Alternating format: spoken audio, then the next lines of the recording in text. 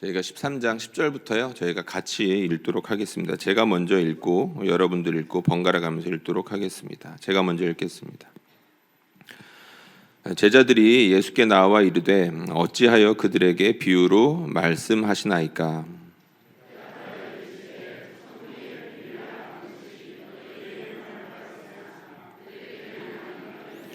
무릇 있는 자는 받아 넉넉하게 되되 없는 자는 그 있는 것도 빼앗기리라.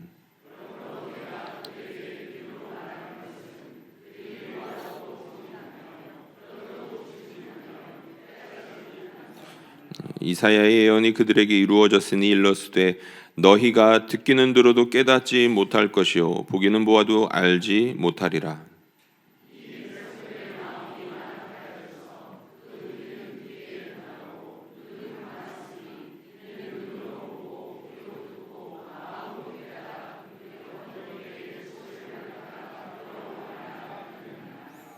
그러나 너희 눈은 봄으로 너희 귀는 들음으로 복이 있도다.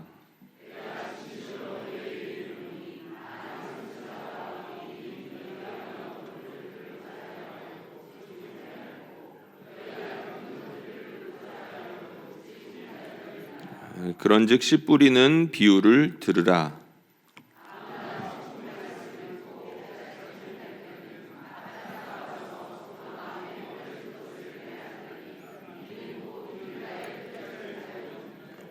돌밭에 부러졌다는 것은 말씀을 듣고 즉시 기쁨으로 받되 그 속에 뿌리가 없어 잠시 기다다가 말씀으로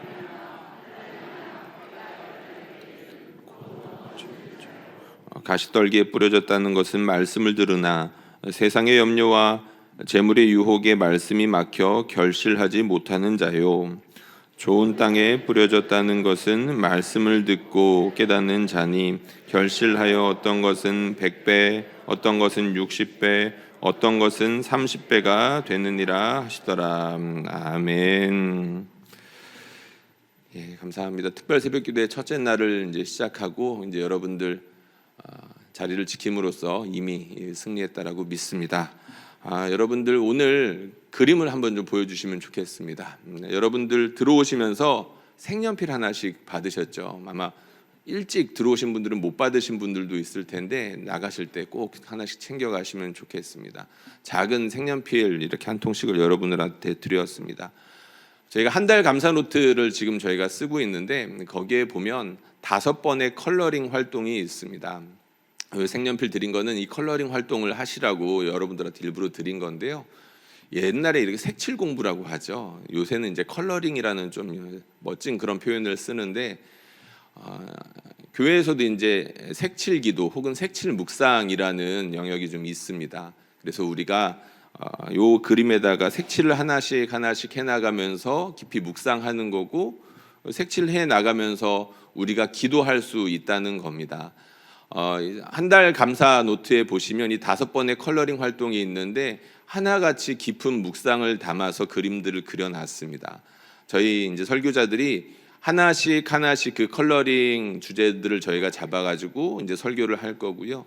여러분들은 이 설교를 들으시고 이 자리에서 색연필로 이렇게 칠하는 게 아닙니다. 여기서는 열심히 기도만 하시면 되고요. 집으로 들어가셔서 이왕 우리가 특별 새벽기도 하기로 한 거 한 주간 작정했는데 집에 들어가셔서 시간을 내셔가지고 설교를 듣고 여러분들 마음 가운데 결단하고 묵상한 것들을 색칠하면서 다시금 기도로 표현하는 것이라고 보시면 되겠습니다.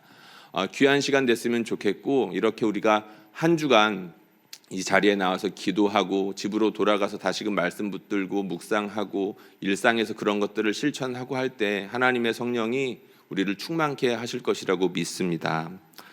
여러분도 꼭 이렇게 잘 따라와 주셨으면 좋겠고요.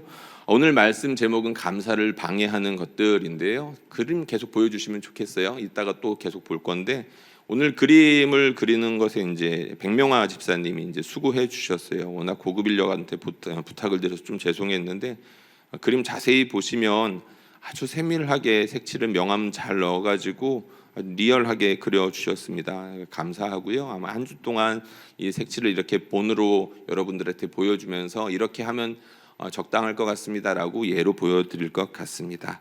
예, 이제 그림 내려주시면 되겠습니다. 오늘 본문에는 씨 뿌리는 비유가 나옵니다. 비유의 핵심은 씨에 있습니다. 도대체 이 씨가 무엇이길래 100배의 열매를 맺고 60배의 열매를 맺고 30배의 열매를 맺느냐라는 거죠. 예수님께서 이 말씀하셨을 때 사람들이 많이 놀랐을 것이라고 합니다. 같은 이유 때문이죠. 도대체 어떤 씨가 이렇게 많은 열매를 맺을 수 있을까라고 궁금할 수도 있고, 그 씨가 있다면 나에게도 좀 주십시오라고 농부라면 얼마든지 그럴 수 있는 마음이 있었다는 겁니다. 마태복음에는 정교한 구조가 있습니다. 성경 해설가들, 그러니까 주석가들마다 지적하는 것들이 있는데, 마태복음에는 놀라울 만큼 정교한 구조가 있다. 예를 들자면 이런 겁니다. 마태복음 13장을 가운데로 해가지고 마태복음이 아주 절묘하게 반으로 접히는 그런 구조를 가지고 있습니다. 마태복음 13장에는 하나님 나라에 대한 비유가 있죠. 특별히 씨 뿌리는 비유가 그 중에서도 가장 중요하다라고 할 수가 있는데, 이 씨가 어떻게 열매를 맺는다라고 했죠? 100배, 60배, 30배 열매를 맺는다라고 했습니다. 마태복음 처음에 어떻게 시작하나요? 족보로 시작을 합니다. 그러면서 예수님께서 하늘의 미랄이 되셔서 친히 이 땅 가운데 오시죠. 하나님 나라의 씨앗으로 오신 것입니다. 그런데 마태복음 28장에 가면은 예수님께서 어떤 말씀을 하십니까? 모든 민족을 제자로 삼으라는 말씀을 하십니다. 하나님 나라의 말씀의 씨앗이 어디까지 퍼진다는 이야기입니까? 모든 열방을 향하게 될 것이라는 약속의 말씀, 지상 명령으로 맺고 있는 겁니다. 그러니까 오늘 우리가 지금 보고 있는 이 말씀, 하나님 나라의 씨앗인 하나님 나라의 말씀이 뿌려지면 이것이 반드시 결국에는 열방을 향하게 될 것이다. 열방을 향하여서 하나님 나라가 확장되게 될 것이고, 곳곳에서 100배, 60배, 30배 열매를 맺게 될 것이다 라는 그런 마태복음 자체의 메시지가 있다는 것입니다. 그런데 문제가 있죠. 무슨 문제냐면 오늘 본문에 나오는 것처럼 사람들의 마음밭이 좋지 않다는 것에 있습니다. 하나님 나라의 말씀의 씨앗에는 문제가 없죠. 이 씨앗에는 문제가 없습니다. 좋은 땅에 떨어지기만 하면 무조건 열매를 맺습니다. 그런데 땅이 문제라는 것에 대해서 예수님께서 분명하게 지적하신다는 거죠. 모든 사람들의 마음이 길가와 같습니다. 이 길가에 떨어진 씨의 특징이 무엇입니까? 말씀을 깨닫지도 못하는데 바로 새들이 와서 먹어버립니다. 말씀을 깨닫지 못했다라는 표현을 쓰셨죠. 사람들이 왜 말씀을 듣는데도 깨닫지 못할까요? 좀 리얼하게 말하면 관심이 없기 때문입니다. 말씀에 관심이 없으니까 들어도 사실은 깨달을 이유가 없는 거죠. 내 마음 중심에 하나님 나라에도 관심이 없고, 하나님 나라의 씨앗이라고 할 수 있는 하나님 나라의 말씀이 어떤 것인지에 대해서 관심이 없는 겁니다. 이 자리에 있지만 관심이 없을 수 있겠죠. 관심 없는 사람이 깨달을 수 있는 방도는 없습니다. 하나님도 그 사람 마음을 어떻게 하기란 참 어려울 것 같습니다. 그리고 사람들의 마음이 때로는 어떤 마음과 같습니까? 돌짝밭과 같습니다. 이 돌짝밭의 특징이 무엇인가요? 뿌리가 없다는 것에 있습니다. 말씀이 떨어지더라도 잠깐 깨달을 수는 있습니다. 그래도 길가보단 나은 것 같은데 열매를 맺지 못하는 건 매 한 가지입니다. 잠깐 기쁨으로 받지만 그 말씀이 뿌리를 내리지 못하고 밖에서 일어나는 환난, 특별히 말씀으로 인한 핍박과 환난이 찾아올 때 금세 그 믿음에서 멀어져 버리고 주님으로부터 떠나가게 되는 사람들의 특징, 바로 그 사람들의 마음밭이 돌짝밭과 같다라는 것입니다. 그리고 예수님께서 또 한 가지 말씀을 해주십니다. 가시떨기와 같다는 것이죠. 사람들의 마음에 가시떨기가 너무 많다는 겁니다. 이 가시떨기에, 마음에 가시떨기가 있는 사람들의 특징이 있죠. 무엇인가요? 세상 염려와 재물에 대한 유혹 때문에 그 말씀이 자라다가 그 기운에 막히게 된다는 것에 있습니다. 여러분, 그런데 진짜 중요한 문제가 있죠. 무엇이냐면 모든 사람들마다 이게 있다는 겁니다. 염려가 있고 재물에 대한 유혹과 근심 때문에 참으로 믿음이 자라나기 어려운 마음밭을 가지고 있다는 것이죠. 길가와 같고 돌짝밭과 같고, 그리고 가시떨기가 그 마음밭에 가득한 것이 어느 특정한 사람의 문제가 아니라 모든 사람의 문제라는 것에 있습니다. 예수님의 약속은 분명히 말씀이 정말로 놀랍게 그 유대 땅 베들레헴 가운데 예수님으로 말미암아 시작이 돼서 저 열방을 향해 가지고 퍼져 나갈 것이 분명한데, 그 마음밭에 뿌려져서 정작 열매 맺어야 될 사람들의 마음을 보니까 길가와 같고 돌짝밭과 같고 가시떨기와 같아서 도무지 이 말씀이 어떻게 자랄 수 있을까에 대해서 우리가 심히 고민하지 않을 수가 없다는 것이죠. 실제로 이 말씀을 들은 첫 번째 독자들이라고 할 수 있겠죠. 여러분, 제자들 어땠습니까? 제자들 마음밭이 딱 그랬습니다. 제자들의 마음밭이 길가와 같았고 돌밭과 같았고 가시떨기가 가득했었죠.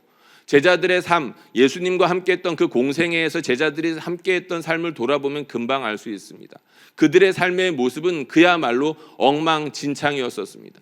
예수님께서 말씀하시는데 예수님께서 그들에게 수시로 하셨던 말씀이 있습니다. 이 말씀을 깨닫지 못하느냐? 그렇죠? 예수님께서 제자들에게 하셨던 습관처럼 하셨던 말씀이 너희는 왜 이 말씀을 깨닫지 못하느냐? 아직도 깨달음이 없느냐라는 말씀을 하셨습니다. 그들이 왜 깨닫지 못했습니까? 마음이 길가와 같았기 때문입니다.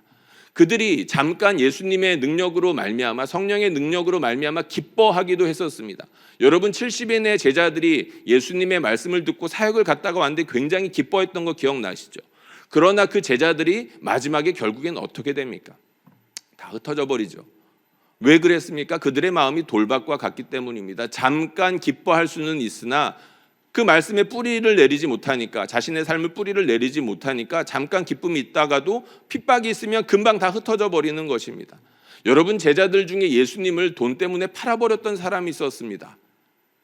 한 사람만 그러고 싶었을까요? 많은 사람들이 그랬을 겁니다. 돈 때문에 유혹을 받아서 예수님에게 어떻게 하고 싶은 마음이 제자들에게 있었던 것 같은데 유다가 유독 도드라졌겠죠. 왜 그랬습니까? 재물 때문에 그랬습니다. 재물의 유혹 때문에 하나님의 말씀이 자라지 못하는 것을 제자들이 마치 샘플처럼 보여주고 있습니다.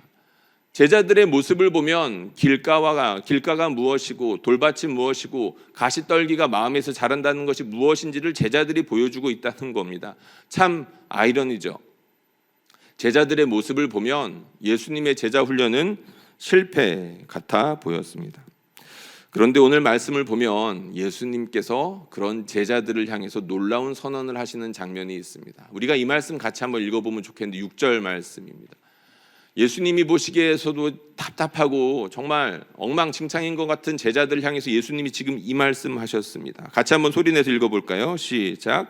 그러나 너희 눈은 봄으로 너희 귀는 들음으로 복이 있도다. 아멘. 너희 눈은 봄으로 너희 귀는 들음으로 복이 있도다. 아멘. 예수님께서 제자들 향해서 너희가 복이 있다라고 선언하셨습니다. 제자들의 어떠함과 상관없이 일단 예수님께서는 그들을 향해서 너희는 정말로 복 있는 사람들이야, 행복한 사람들이야 라고 예수님께서 선언해 주셨다는 것이죠. 이유가 있습니다.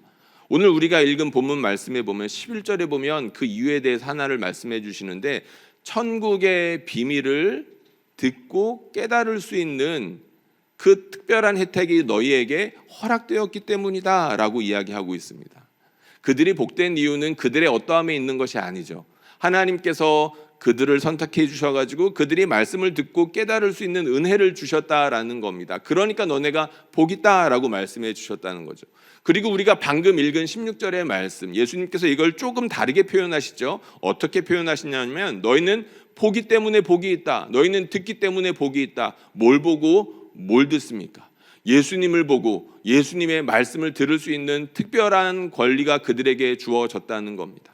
예수님께서 그들에게 그렇게 하실 이유가 없는데, 예수님께서 그 수많은 사람들 중에 하필이면 그 작은 민족 유대 민족들을 택하셨고 그들 가운데에서도 정말로 오합지졸이라고 부를 수밖에 없는 그들을 택해가지고 그들에게 살아계신 하나님의 말씀, 천지를 지으셨던 능력의 말씀, 죽었던 사람이라도 살려내는 하나님의 선하시고 특별한 말씀들을 그들에게 친히 말씀해 주시면서 깨닫게 해 주셨다라는 거죠. 물론 그들은 이 말씀을 듣고도 예수님의 말씀을 깨닫지 못했고 엉망진창이었고 마지막에는 배신하여 다 흩어지는 것처럼 보였으나 진짜 마지막의 모습이 그것은 아니었습니다. 그렇죠.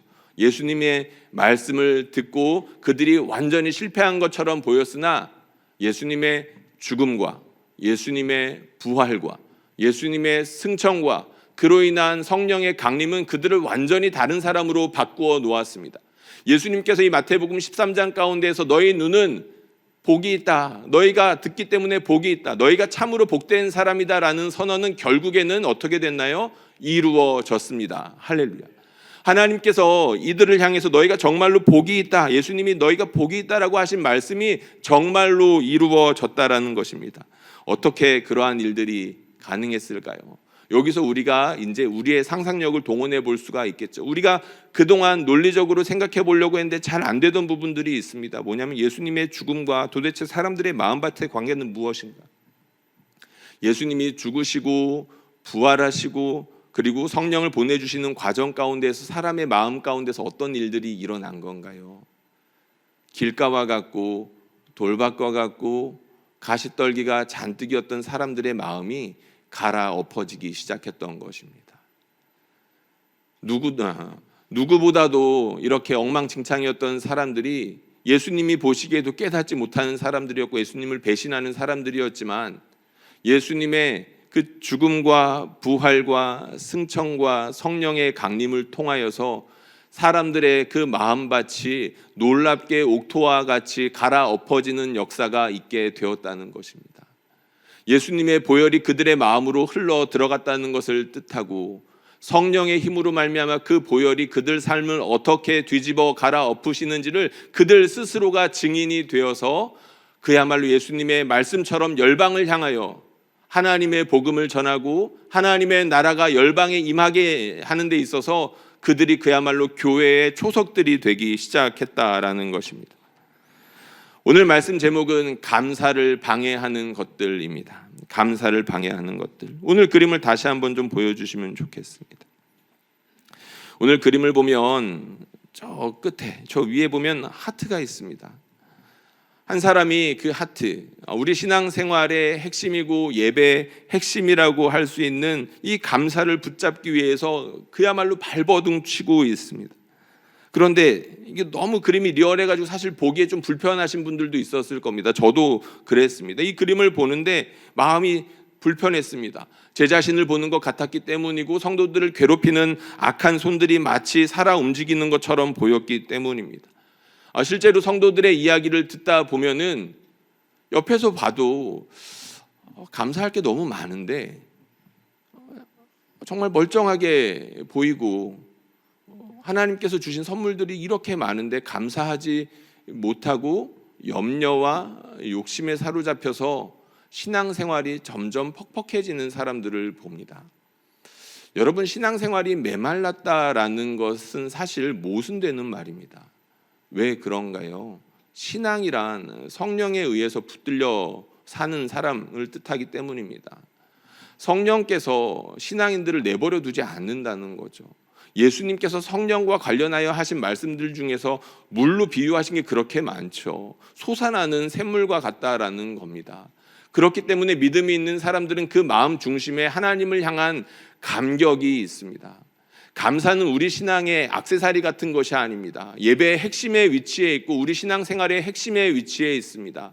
우리 마음속 깊은 곳으로부터 하나님을 향한 감격, 나 같은 사람을 구원해 주셨다라는 그 감격과 감사와 넘치는 찬양이 우리 신앙의 본질이라는 거죠. 그 가운데서 하나님께서 영광 받으신다는 겁니다. 여러분, 사람의 제일 된 목적이 무엇입니까? 하나님을 기쁘시게 해드리는 것입니다. 하나님을 영화롭게 하는 것이죠. 어떻게 하면 하나님을 영화롭게 하나요? 우리가 하나님 기뻐할 때, 우리가 하나님께 감사드릴 때, 우리가 그 감사 때문에 마음 가운데 찬양이 흘러 넘쳐날 때 하나님께서 영광 받으신다는 겁니다. 그런데 그거를 지금 못하게 가로막는 악의 손들이 너무나 많은 거예요. 어떤 것들인가요? 오늘 우리가 말씀에서 확인했던 것들입니다. 무관심이고 불신이고 그리고 외부의 핍박이고 환난이고 내 마음 가운데서 일어나는 염려와 그리고 재물에 대한 온갖 유혹들이 감사하지 못하도록 그렇게 나를 붙잡고 있다는 것입니다. 그래서 우리가 복음을 다시금 기억해야 됩니다. 오늘 말씀은 복음을 비유로 적절하게 풀어낸 핵심 가운데 핵심이라고 할 수 있죠. 우리의 마음밭이 길가와 같고 돌밭과 같고 가시떨기가 가득한 마음과 같지만 예수님께서 뭐라고 선언해 주셨습니까? 너희 복 있는 사람들이야 라고 선언해 주셨습니다. 여러분 믿으십니까? 예수 그리스도를 믿는다는 것 자체 하나만으로도 우리 주님께서 너희가 복된 사람들이야, 너희야말로 천국의 비밀을 깨달을 수 있는 특권이 주어졌고, 너희야말로 수천 년 동안 많은 선지자들이 보고자 했던 것들을 드디어 너희가 볼 수 있는 기회가 생긴 거 아니겠니? 여러분, 사도 베드로가 베드로전서에서 했던 말씀 기억하시죠? 너희가 예수를 보지 못하였으나 말할 수 없는 영광스러운 즐거움으로 예수를 기뻐하고 즐거워한다라고 했습니다. 왜 그런가요? 너희의 영혼이 구원을 받았기 때문이다 라고 사도 베드로가 이야기했던 거 기억하실 것입니다. 우리가 실제로 육적인 예수님을 본 적이 없지만 영혼의 구원을 받은 사람들에게는 바로 이 기쁨이 있다는 것이죠. 천국의 비밀을 깨닫는 기쁨이 예수 믿는 사람들에게 주어졌다는 것입니다. 우리가 그것을 알고 있다면 예수님께서 제자들을 향해서 너희에게 복이 있다라고 하시는 말씀이 우리를 동일하게 향하게 된다는 것들을 인정하지 않을 수가 없습니다. 우리가 바로 복이 있는 사람들이라는 거죠. 그렇기 때문에 우리가 복음을 다시금 기억해야 된다는 겁니다. 복음을 기억하면서 어떤 일들을 기억해야 되는 건가요? 우리가 복음을 받아들이기 전에 어떤 마음이었는지를, 어떤 삶을 살았는지를 다시금 기억해 보는 겁니다.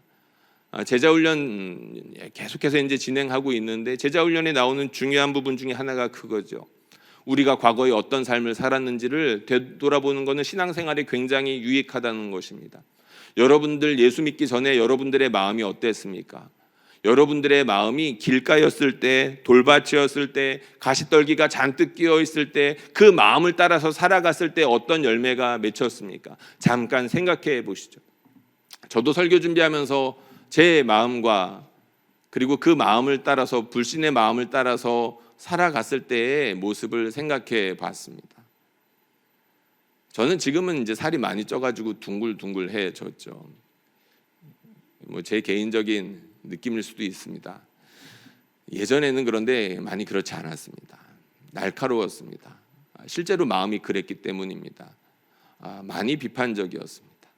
특별히 사람들을 끌어내리고 비난하는 것들을 즐겨 했었습니다.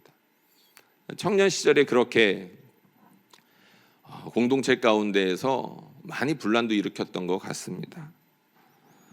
매사가 그렇게 부정적이고 비난했던 것은 제 마음 가운데 염려가 가득했기 때문이고 자존감이 많이 낮았기 때문이었습니다. 제 스스로 어깨를 펴지 못하고 항상 굽어 다니다 보니까 매사가 삐딱해 보였고 하나님이 계시지 않는 것처럼 행동했던 것 같습니다. 근데 여러분, 예수를 믿고 난 다음에 생기는 놀라운 변화가 있죠. 그 변화가 저에게도 생겼습니다. 제일 큰 변화는 다른 게 아니라 자유였습니다. 제 마음을 억누르던 온갖 염려로부터 해방되는 것들을 굳이 설명하지 않더라도 제 마음이 느낄 수가 있었습니다. 그리고 그 자유로 인한 기쁨과 평안이 제 삶을 지배하는 주요 정서가 되었습니다. 예수를 믿기 전과 후가 많이들 다르다라고 하는데 그 핵심에는 마음의 정서가 있는 것 같습니다. 우리 마음의 정서가 예수 믿기 전에는 불안과 염려와 욕심에 시달리며 교만해질 수도 있고 자존감이 저만큼 낮아질 수도 있는데, 예수를 믿고 난 이후에는 내 마음을 사로잡는 것이 기본적으로 평안과 기쁨과 자유가 된다라는 것을 인정하지 않을 수가 없었다는 거죠. 여러분들 가운데에도 그런 고백하시는 분들이 많을 겁니다. 그렇게 우리 주님께서 내 마음밭을 갈아 엎어주셔서 예전에 감사할 수 없었던 것들이 감사할 수 있게 되는 삶을 살아가게 되는 것이죠. 우리 설교자들이 이제 자기 이야기를 한 토막씩 이제 할 겁니다. 저도 이제 오늘 제 이야기를 잠깐만 조금 더 하고 이제 마무리를 하려고 하는데요. 제가 이제 정말로 달라진 거는 사실 이렇게 예수를 믿고 난 이후에도 많이 달라졌는데, 목사가 된 이후에 참 많이 달라졌습니다. 목사가 되면서 달라진 부분이 뭐냐면 제 삶에 감격이 생겼다는 겁니다. 하나님의 손에 붙들린다는 영광스러운 기쁨, 하나님께서 일하시고 집으로 삼으시는 공동체를 위해서 일할 수 있다는 기쁨, 온 세상을 변혁시키시고 총체적인 변화를 이끌어 오시는 그 하나님의 영광을 위해서 살아간다는 기쁨이 제 마음 가운데 있는데, 단순히 기쁨으로 표현하기에는 부족하고 감격이 있다는 거죠. 그래서 정말로 제 마음에 감격이 있는지 다시 한번 좀 확인해 봤습니다. 어제도 목사님이 잠깐 보여주셨는지 여러분들 감사 노트 쓰고 계시겠죠. 많은 분들 이제 쓰고 계실 텐데 4년째 그래도 꾸준하게 쓰려고 노력하고 있습니다. 5번째 노트입니다. 이제 거의 다 이제 완성해 가는 것 같습니다. 5번째 노트도 이제 거의 다 이제 채워가고 있는데, 노트를 한 번씩 훑어봤습니다. 제 감사 노트의 80% 이상은 교회 이야기입니다. 그도 그럴 만한 것이 제 인생의 4분의 1은 잠자는 시간이고 4분의 1은 가족들과 함께하는 시간이고 나머지 절반은 성도들과 함께하는 시간들입니다. 사역하고 사역을 준비하는 시간들이 이제 그 절반 정도가 된다는 거죠. 근데 그렇게 절반 정도의 이제 사역을 위해서 일을 하다 보니까 감사한 일이 많습니다. 하나님의 일들을 한다는 것에 대한 기쁨, 그리고 어려서 꿈꾸던 삶을 산다는 것에 대한 기쁨이 있습니다. 그런데 막연하게 내가 꿈꾸던 것을 할 수 있으니까 기쁜 것을 넘어서 구체적으로 하나님께서 하나하나 일하시는 것들에 대해서 눈 떠서 그 일의 의미가 무엇인지를 알 수 있고, 그리고 그 일에 쓰임받을 수 있다는 감격이 있습니다. 어제는 우리가 오후 예배하면서 찬양 예배도 하고 그리고 성례식도 하면서 우리가 즐거운 감사 예배를 드렸습니다. 많은 분들이 이제 비슷한 그런 느낌을 받았을 거라고 생각을 하는데요. 저도 많이 눈물을 훔쳤습니다. 먼저 이제 눈물이 났던 건 한 청년의 팔행시를 들으면서였습니다. 이 친구의 팔행시를 듣는데 우리 하나님께서 이 청년에게도 저에게 행하셨던 그 놀라운 구원의 일들을 소명으로 부르시는 일들을 하고 계시는구나 라는 것을 느낄 수가 있었습니다. 교구 일을 하다 보니까 그 청년의 엄마도 알고 아빠도 알죠. 어떻게 그 친구를 위해서 기도하고 교회를 위해서 섬기는지를 아니까 하나님께서 그 기도 무시하지 않는구나, 하나님께서 보답해 주시는구나라는 것이 마음에 깊이 다가와서 눈물이 났습니다. 세례받는 순간에도 눈물이 났습니다. 한 사람 한 사람이 다 감격적이지만 우리 빌립전도단 단장이신 권사님의 동생분이 세례를 받을 때 마음에 감격이 있었습니다. 이 땅에 없어도 사실은 이상하지 않을 그런 분이셨습니다. 금방 돌아가실 것 같다는 기도 제목이 계속해서 올라왔던 그런 분이셨습니다.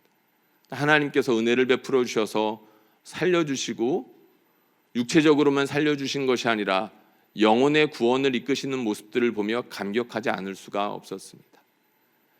간증 들으셨죠? 네 분의 간증들 들으면서 여러분 도대체 뭐라고 웅얼웅얼 거리는 거야? 라고 하신 분들 아마 계셨을 겁니다. 어제 마이크 상황이 안 좋았던 것도 있었고, 그리고 울면서 계속해서 이야기했기 때문에 발음이 정확하게 안 들리셨을 수 있습니다. 간단하게 이야기하면 이런 겁니다. 한 분은 남편이 최근에 소천하셨습니다. 그럼에도 불구하고 예수를 믿기로 결단하신 겁니다. 또 한 분은 아이에게 장애가 있으십니다. 장애가 있음에도 불구하고 예수를 믿기로 결단했다는 겁니다. 또 한 청소년은 아버지가 7년 전에 돌아가셔서 아버지가 없는 결핍 때문에 괴로운 일들이 너무나도 많지만 예수 믿는 게 좋아서, 교회가 너무 좋아서 입교하게 된 것이 너무나도 기쁘다는 간증이었습니다.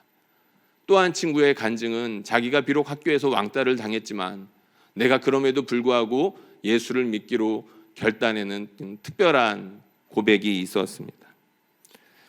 여러분, 우리가 이런 고백들을 하나하나 들을 때 감격이 있는 이유가 무엇입니까? 성령께서 내 안에도 비슷한 일들을 행하셨다는 것을 알기 때문입니다. 그리고 그 성령이 우리가 함께 거하는 공동체 가운데 지금도 강력하게 일하신다는 것들을 우리가 보기 때문이라는 거죠. 우리의 마음이 원래는 그렇지 못했지만 내가 감사하고 싶고 하나님의 뜻대로 살고 싶더라도 온갖 방해하는 것들 때문에 사로잡혀서 예전에는 그렇게 살지 못했지만 이제는 성령의 능력으로 말미암아 주님을 따를 수 있게 되었다는 그런 감격이 우리 가운데 있기 때문에 우리가 그런 장면들을 보면서 눈물 흘릴 수 있고 찬송할 수 있게 되었다는 것이죠. 여러분, 다시 감사하라라는 제목으로 우리가 기도를 시작을 합니다. 다시 감사하라. 우리 성도들 보면 이 특세를 기다리시는 분들이 많다는 것을 압니다. 이 특별 새벽 기도를 통해 가지고 그동안 지쳐있던 영과 몸이 다시금 회복되고 하나님의 성령으로 말미암아 다시금 성령으로 충만한 삶을 살고자 하는 간절한 마음이 있다는 것이죠. 새벽에 이 자리에 이렇게 나와서 기도하는 것이 쉬운 일이 아니라는 것을 저도 누구보다도 잘 알고 있습니다. 새벽 기도를 10년을 해도 적응이 되지 않는 게 새벽 기도죠. 근데 그럼에도 불구하고 여러분들 이렇게 자리 나오는 이유가 무엇인가요? 갈망이 있기 때문입니다.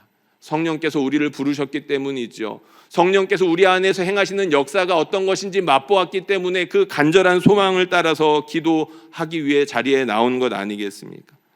다시 한번 말씀드립니다. 여러분, 메마른 신앙이라는 것은 모순되는 말입니다. 여러분들의 마음이 온갖 이유들 때문에 메마르고 퍽퍽하고 감사를 하더라도 억지로 하고 아니면 그나마도 하지 못하던 분들 있으십니까? 성령께서 바로 그런 분들에게 찾아와 주셔서 감사를 아주 풍성하게 감당할 수 있게끔 해주시기를 축복합니다. 우리 모두를 위해서 다시 한번 축복합니다. 하나님의 성령이 우리의 10만 기도 시간을 채우시는 가운데 무엇보다도 우리의 감사를 이전보다도 10만 배, 100만 배 이렇게 넘쳐나게 해주시기를 주님의 이름으로 축복합니다. 우리가 함께 찬양하고 기도하도록 하겠습니다.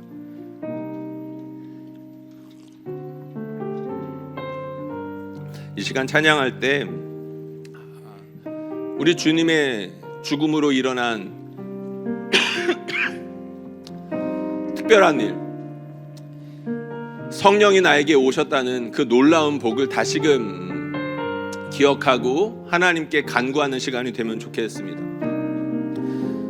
다시금 나를 충만케 하여 주셔서 어느샌가 모르게 불신으로 가득 차고 그 불신으로 인하여서 세상 염려와 유혹으로 마음밭이 더러워져 있는데 성령께서 찾아와 주셔서 다시금 내 마음을 깨끗하게 하여 주시고 주님의 말씀이 열매 맺고 내 삶의 모습이 주님 보시기에 아름다운 삶으로 살아갈 수 있게끔 다시금 나의 삶을 일으켜 세워 주시옵소서. 우리 성령이 오셨네 찬송하겠습니다. 허무한 시절 지날 때, 허무한 시절 지날 때, 깊은 한숨 내쉴 때, 그런 풍경 보시며 탄식하는 분 있네. 고와 같이 너희를 버려두지 않으리. 내가 너희와 영원히 함께하리라. 억눌린 자 갇힌 자, 억눌린 자 갇힌 자, 자유함이 없는 자, 피난처가 되시는 성령이 계시네. 주의 영이 계신 곳에 참 자유가 있다네. 진리의 영이신 성령이 오셨네. 성령이 오셨네. 성령이 오셨네.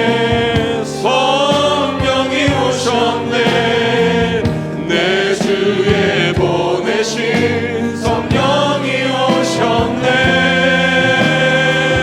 우리 인생 가운데 주인이 찾아오셔서 그 나라 꿈꾸게 하신 성령이 오셨네. 성령이 오셨네. 성령이 오셨네. 성령이 오셨네. 내 주에 보내신 성령이 오셨네. 우리 인생 가운데 주인이 찾아오셔서